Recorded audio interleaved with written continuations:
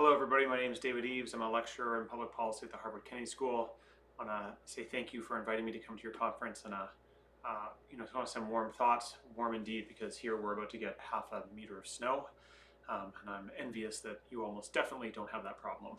I want to talk today a little bit about the digital economy and some observations I'm seeing around the role states are playing in supporting the digital economy, and I want to relate that to why I think this matters, particularly for kind of Arab countries and those in the Middle East, and what it might mean for policy-wise for them. Anyone who's seen me give a talk knows I'm really interested in this model of government that I think many are moving towards, where we're starting to think rather than delivering things in terms of ministries, it's more imagining what are the various services that the public wants and what's some shared infrastructure that might help deliver those services, and what are canonical sources of data that one would need in order to deliver that. So one could imagine a public registry or a civil registry connected to an identity platform or a payments platform that's then allowing you to issue a driver's license or passport or some benefits. This is kind of interestingly the model that I see a lot of people trying to figure out and trying to emulate. And I guess one big question is what does this model mean for the digital economy? And I'm particularly interested in payments because I think one thing that's essential, the two things that governments are, three things maybe that governments are really essential for is one is identity, who are you? The second is, can we ensure that payments are occurring effectively in economy, in part so we can issue taxes, but also so there's a fluid and safe transactions that are taking place. And then the third is accreditation of who is allowed to be doing what.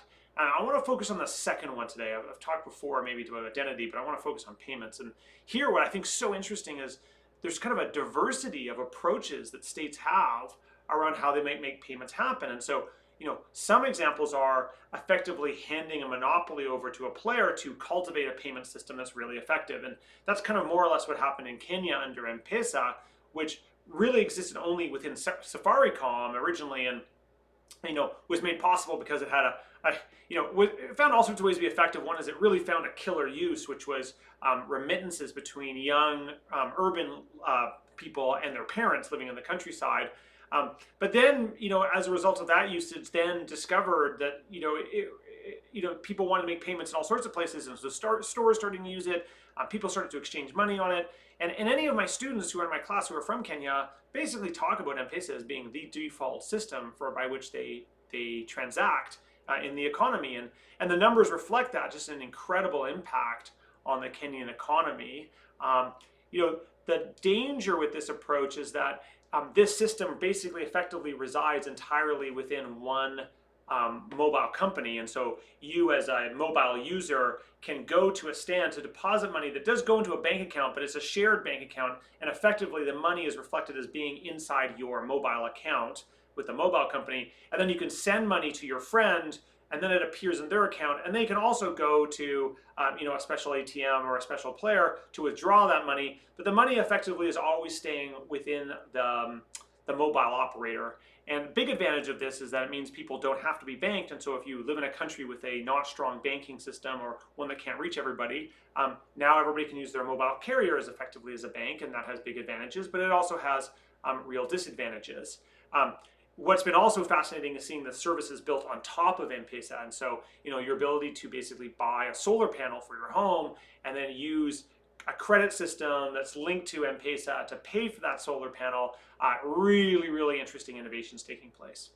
I kind of put that in contrast with a system like UPI, which is another one I follow pretty closely in India. This is a payments protocol that was pushed very aggressively by the Indian government.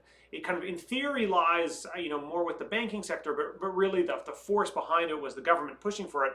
And it's basically a common protocol that exists that connects all these other different ways that you might exchange money within the Indian banking system, and then also makes it accessible to mobile operators, the banking sector, and other types of providers, so that you can, using a smartphone or even using SMS if you'd like, exchange money from one account to another account, but independent of provider. So you have this incredible flexibility. The downside is it must always be connected at the end of the day to a bank account. And as I mentioned before, there are many people who are unbanked, or the banks don't have the resources to serve all populations, and so that creates a constraint. The upside of UPI against M-Pesa is it basically, as a protocol, allows anyone to build on top of it. So huge numbers of transactions are taking place on Google Play or PhoneMe or PTM. This is actually the government's reference application here. So you have this incredible competition, and then payments are interoperable between these systems. So this is like if you lived in America, I could pay from my Venmo to someone else's Bank of America, to someone else's Google Pay, which currently you're kind of trapped within each given ecosystem. So this, for me, is really part of the reason what's driven this explosive growth. That's the blue line here of UPI-powered transactions over the red line, which is credit cards, and the yellow line, which is debit cards in India. And so you see that explosive growth. But still, there's risk in both these places of people being left behind. I think particularly women, who are often less likely to have cell phones than men. So there's real risk that they end up being kind of further pushed out by these systems. So lots of work still to do. But here, like for me, between M-Pesa, you have basically a centralized control system which relies on one company, but you get very explosive growth, no need to leverage the banking sector really, versus UPI, which is more of a platform protocol, which allows much more interoperability, but maybe slightly slower growth and harder to reach some populations, but maybe in the long term, a more viable choice. But those two are not the only ones. What's been so great is seeing other models emerge.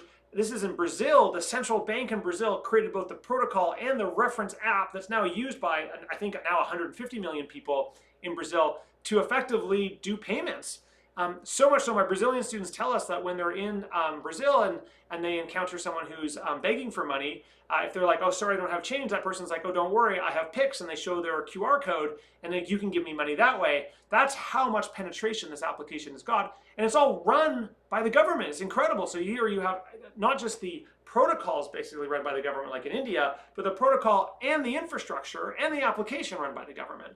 So I think what gets me so excited about this world is that as we have an explosion in payments, electronic payments, mobile payments around the world, we're also having an explosion in the different models by which people might go about doing that. And so this, for me, becomes critical in the Middle East because there's such diversity among Arab countries and Middle Eastern countries of level of development, access to banking, that I think any attempt, there might be some temptation to try to move towards a common approach, but really actually maybe encouraging a diversity of approaches is the right way to go at the moment, so that these different models might work in different places. And then over time, we'll probably see convergence as different places mature and stronger standards start to emerge. I hope this has kind of given you something to think about and really kind of talk to you a little bit about why I'm so excited about this space. It's very rare for us to be in a place where there's so much innovation and diversity of approaches happening within governments. And I think this can be a very interesting place to watch. Okay, everybody have a great day. Thank you again so much for having me.